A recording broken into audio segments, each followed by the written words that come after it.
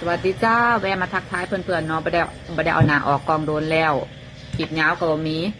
แต่คลิปสั้นคลิปงูคลิปเลี้ยวสั้นมาก8 วินาทีเพนเพื่อนนะจ๊ะที่ทำคลิปงูเนาะเพิ่นมีปัญหาหลายซองแล้วข่อยเองข่อยก็ยานโดนคือกันว่าข่อยก็บ่ได้เอาหนาออกจักเที่ยซองหนึ่งเพิ่นก็เอาหนาออกอยู่แต่ว่าเพิ่นก็มีคลิปงูเข้ามาแซมเพิ่นก็โดนมีปัญหาโปรไฟล์เพิ่นเหมือนกันอีกช่องหนึ่งเพิ่นลงแต่คลิปงูเพิ่นบ่ค่อยมีหนาเพิ่นดอกเพิ่นบอกว่าของเพิ่นอ่ะโดนยึดเครื่องมือจ้าสงสารหลายเพราะว่าเพิ่นก็ยอดวิวกำลังดีผู้ติดตามก็กำลังมาคือข่อยนี่แหละข่อยก็ยอดวิวดีผู้ติดตามนี่ก็เป็นแสนแล้ว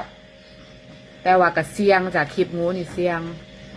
ลงคลิปด้วยความระมัดระวังนะจ๊ะจะเห็นแบบว่ามันน่ากลัวบอกแต่คนอื่นละของข่อยนี่แหละ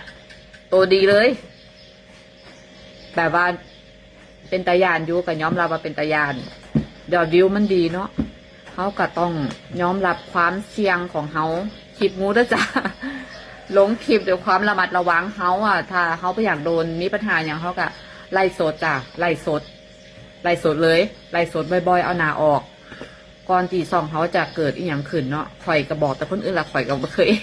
ก็เลยจนมาส่งคลิปยาวจ้าเป็นกำลังใจให้ซองที่เพิ่นมีปัญหาเด้อจ้าขอให้ได้เครื่องมือกลับคืนมาไวๆเด้อโอ้ยสงสารเพิ่นกว่าสิได้ปั่นซองม้าเนาะกว่าสิได้มาขนาดนี้มันก็ใส่เวลาใส่ความพยายามกว่าสิได้คลิปแต่ละคลิปใส่เวลาใส่ความเหนื่อยล้าความอดทน